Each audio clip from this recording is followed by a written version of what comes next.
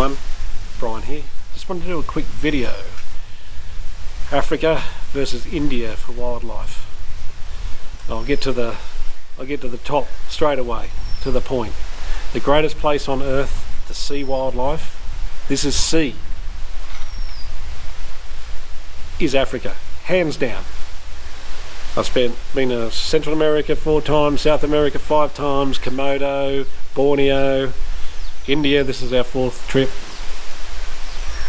Africa is the number one to see wildlife, both quantity and variety, ease of seeing. Now I know a lot of people may be thinking, yeah, but doesn't the Amazon have the greatest biodiversity of plant and animal species in the world anyway? It does. Try seeing it. Jungle wildlife spotting is extremely difficult. So again, being able to see stuff, Africa's number one. So why even bring up India? Let's look at some of the crossover between Africa and India. And I won't even remember all the wildlife. Africa's got elephants. India's got elephants. Africa's got rhinos. So does India. Lions, both places. Hyenas, both places. Deer and antelope, both places. Civets, both places. Mongoose, both places. Wolves, both places. Foxes, both places. India's the only place in the world that has so many animals that cross over to Africa, more than any other place. And also visually, one of the easiest places to see wildlife in a lot of the parks.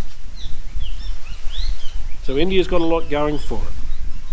One of the things India has is no matter where you go to any of the parks, there's always a good budget option. And I don't mean camping and shared ablution blocks and things like that. Where we are at the moment at Tiger Gar Resort in Bandhavgarh National Park, our lodging, we're here for 8 nights. I think we're paying something like 80 or 90 US for a nice lodge, big rooms, big bathrooms, AC, TV, great food. So 3 meals a day for 80 to 90 bucks. You would be very hard for the standard of wildlife viewing to get this in Africa, unless you went to Kruger, where they have chalets and cabins in the rest camps and you're self-driving. But every park can cater for that. They have high-end ones here too. So, incredible value for money. And there's a lot less international tourists here. Again, it's undersubscribed by international tourists. Yeah, it can get busy in the park, but often you're the only tourist from overseas. It's quite a different cultural experience as well, coming to India. It's got its own flavour. And the one thing that's, I'd say, is an intangible. Of course, they've got tigers here. Did I mention bears? We saw a sloth bear the other day. We've got bears in India. They're the only country in the world that I know that has 3 types of actual leopards. Indian leopard, the one that looks like the African leopard, snow leopards and clouded leopards. They've reintroduced cheetah here. They've reintroduced cheetah from Africa because cheetahs used to roam wild here in India. So they already have the initial 8. They already had the initial 8 that they bought from Namibia, and over the next decade, they're looking to bring in up to another 100. They're currently, the first 8 are in Kuno. I think they're still in enclosures,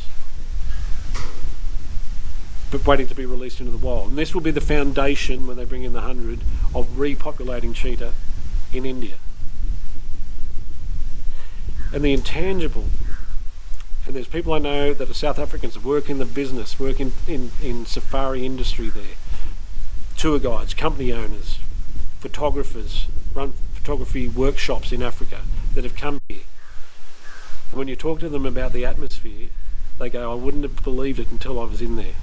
As I've mentioned before, and I'll mention again, it is like the Jungle Book come to life. It has got its own vibe, its own flavour. There's something magical and mystical about coming to India and going into the parks. It really gets under your skin. And that's one thing, again, that's different from Africa. So when you come here, it's not going to have the same vibe. It's going to have its own real special flavour. Very unique. So, Africa versus India. Africa's number one, but India is catching, may never catch up, but it's getting better all the time. 30% more tigers already from 2014, when we first came here, to now. Numbers keep growing. The park we're in, Bandhavgarh, supplies tigers to other parks now because of the growing numbers, and the territories, they can't sustain them, so they're actually being able to take them and repopulate other parks with lower density of tigers. So consider India. Great value, a special vibe. They got tigers. Thanks for watching, folks. Bye for now.